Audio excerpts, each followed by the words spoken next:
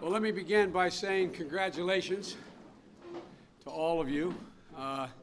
And you know, I always ran for the United States Senate and would never had the courage to run for governor or mayor because they know where you live, and you really have to get things done. In the Senate, we had a nice time, but seriously, congratulations.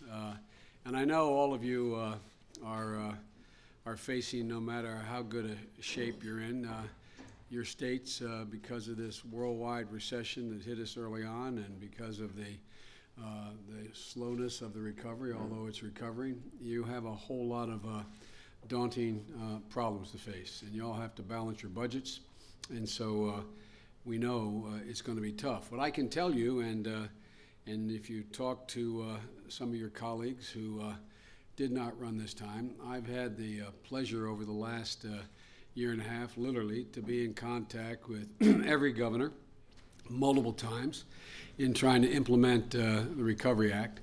And I made a commitment to the governors, and I make it again. You may or may not need or want the assistance at the federal level on some of the things we might be able to be helpful on. But I guarantee you, any question you have, any difficulty you have in dealing with any aspect of the federal bureaucracy, and I've kept this commitment, pick up the phone and call me personally.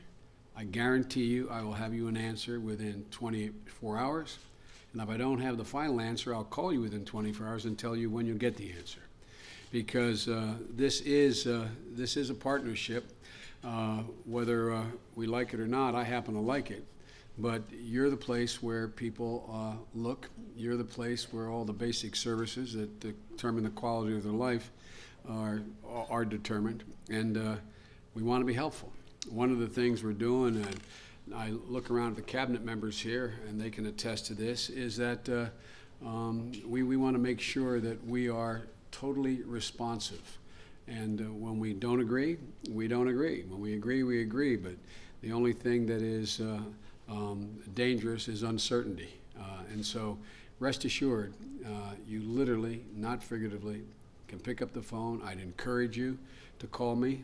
You probably don't have to do that because you'll get responsive answers from the cabinet members here. But if you do not, or you're having any difficulty, call and I'll get you an answer. Now the other thing I want to say to you is that you know, I've had the chance to travel in most of your states and literally talk to thousands of your constituents, from your teachers and your firefighters to the business owners to mothers and fathers. Everybody is a sense of anxiety about, is this thing going to keep moving? And so to the extent that we can all be on the same page in doing the one thing we all want to do, we want to provide people with jobs. We want to provide people with decent jobs and a decent opportunity. And part of it all relates to giving them some vision for how we're going to get to the place that they want to be, which is, once again, with an economy that's growing robustly and with middle-class people having a fair chance of staying there, and those seeking to get in the middle class have an equal opportunity to climb into it. Because that's what I think, at least in my view, the vast majority of the people in your states want.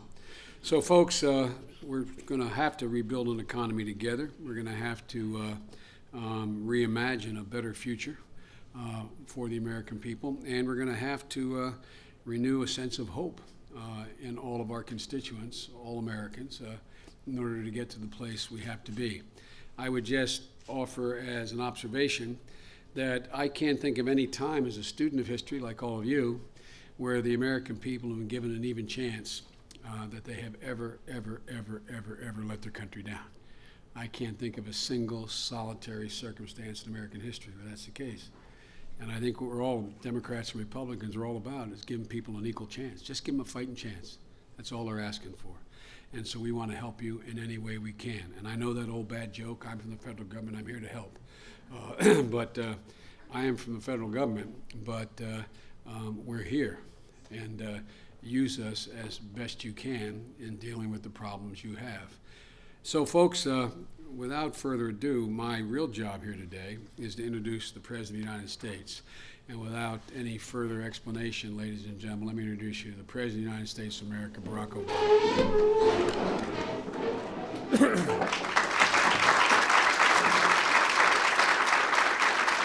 Hello, everybody. Thank you. Thank you. Thank you so much, everybody. Thank you. Thank you. Thank you very much. Please have a seat. Have a seat. Congratulations, first of all, to all of you for your victories, and welcome to the Blair House. You are part of a long line of illustrious visitors in this space. Winston Churchill used to hang out here when he was in the midst of working with FDR during World War II. Truman stayed here for 4 years when they were redoing the White House residence. And Abraham Lincoln was a close friend of the Blairs, so he used to visit here almost every night. And you know, as some of you, I'm sure, are aware, I read Lincoln a lot and think about Lincoln a lot. And I think one story that comes to mind right now is at the time that he was president, visitors used to be able to come in. Secret Service weren't there to nag you and frisk you. And somebody demands to see him and insists on waiting, and finally Lincoln lets him in. And the guy says, "I'm responsible for you being elected President of the United States." And Lincoln says, "Really?" He says, "Yes, I did all the work. I was one of your hardest workers, and now I expect some help." And Lincoln says, "Well, let me tell you, if you are indeed responsible for helping me get elected, I forgive you."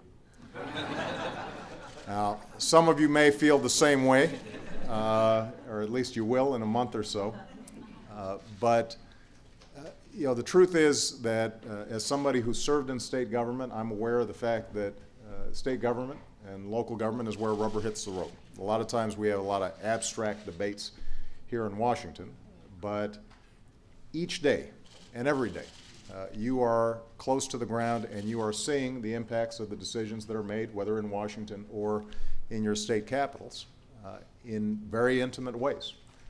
And so I have nothing but respect and regard for the chief executives of all 50 of our states, and I am looking forward to working with each and every one of you. I want to spend most of my time in a dialogue, so I'm not going to give a long speech. I'm just going to remark on a couple of points. Point number one, we have just had a very vigorously contested election, but the election's over.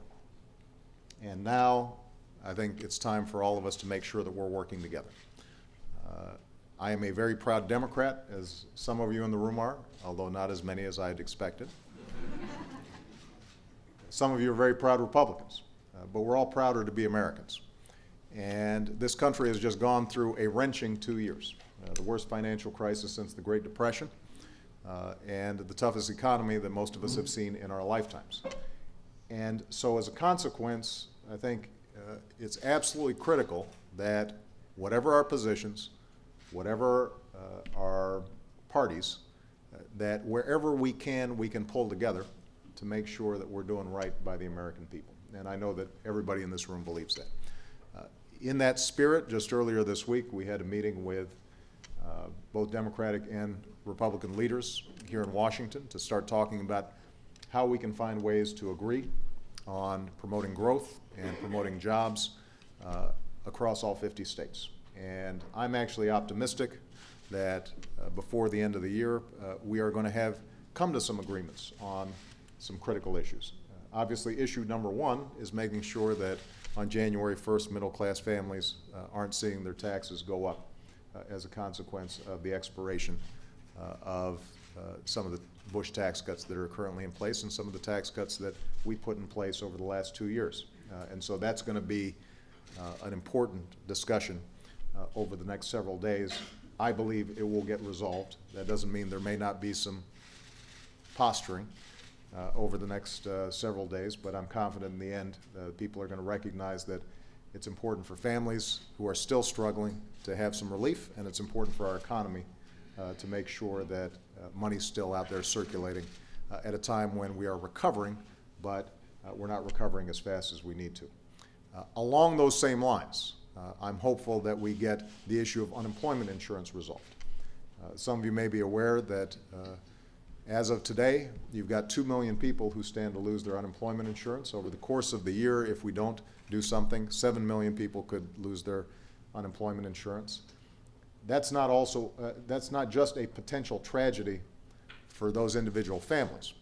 It could have a huge impact on your local economies, because every economist of every stripe will tell you that unemployment insurance dollars are probably the ones that are most likely to be spent, most likely to be recirculated, most likely to help to boost small business and services all across your states, and are going to have an effect on your sales revenue. So our hope and expectation is that unemployment insurance, something that traditionally has had bipartisan support, is something that once again will be dealt with as part of a broader package. Here's the good news. The economy is on the uptick.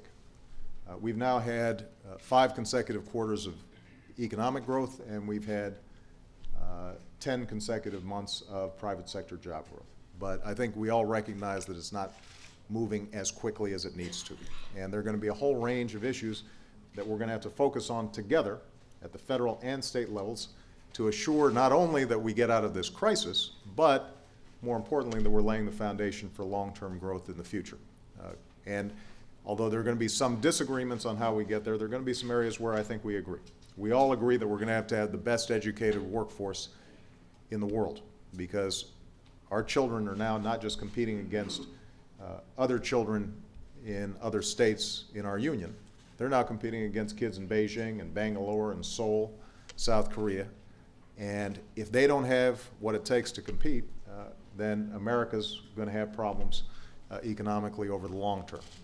That's why I'm so proud, under the guidance of Arne Duncan, that we have initiated some reforms that have garnered strong bipartisan support. And frankly, as a Democrat, I've been willing to go after some long-held dogmas in our party in order to spring loose a smarter conversation about how we're educating our kids. Our Race to the Top program is something that has allowed states across the country to initiate reforms in a competitive way and make sure that ideas like charter schools get traction despite previous resistance.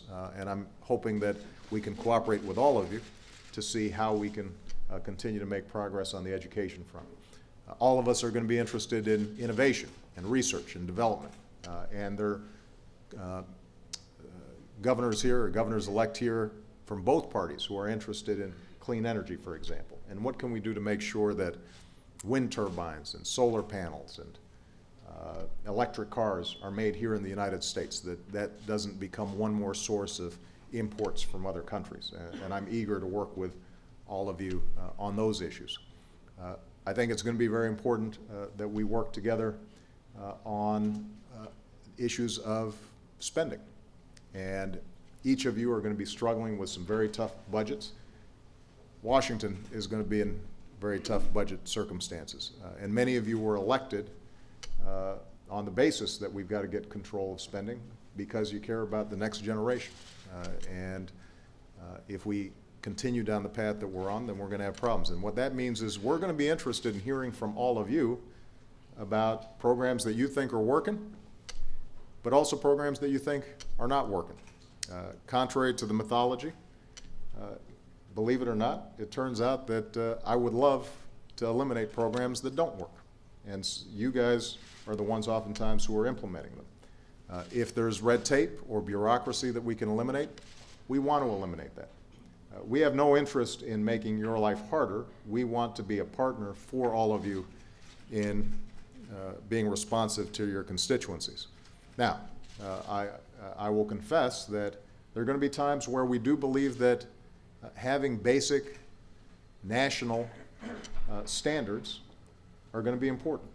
That there are certain things that we as a country, we as a people aspire to. And that we need to maintain some consistency across the states. But for the most part, if there's going to be experimentation, if states are going to continue to be laboratories for democracy, that's something that we welcome and embrace. And so if you have ideas around any of the issues that my cabinet members who are here are responsible for, I guarantee you will get a serious response from them in terms of how we can work together. So to sum up my initial remarks, I overheard Joe say that he will always take your call. I promise you, he will be calling you. And at a certain point, you may say, God, it's Biden again. But I think the same is going to be true for Valerie Jarrett, who heads up our intergovernmental affairs. The same is going to be true for our various cabinet officials. They are going to want to hear from you. And you know, the one thing that I would urge is don't wait until you're really mad about something before you call us. We'd prefer not to read about it in the press. We'd rather you call us ahead of time and say, you know what, we think this isn't working. We think this is a better way of doing things. And we'll work with you.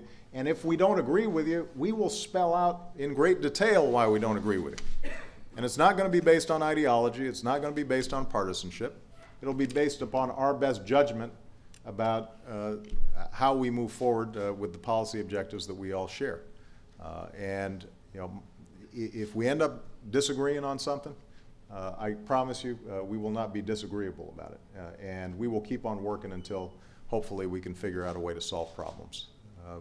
In the end, I think that's what this most recent election was all about. You know, people are frustrated, understandably, with an economy that has stalled and is not doing as well as it should for American families. And that was true not just during this crisis, but it was true for the decade before this crisis. And I think what the American people are expecting from all of us is that, you know, not that we suddenly put aside politics, not that we put aside principles, because everybody here is driven oftentimes with some very strongly held principles about what America should be and how we can move forward, but that at a certain point we also concern ourselves with governing and delivering for them. And you know, I know of no group of people who more consistently steer in that direction than governors, because ultimately the buck stops with you in your state just as the buck stops with me at the national level. And so I look forward to working with you, and I look forward to seeing you again fairly soon. We usually host a governor's bash early in the year, and that way I'll have a chance to meet all your spouses, and you guys will get dressed up and look really good. All right? Okay, with that, we're going to clear the press out of the room so that all these folks can tell me what they really think about me.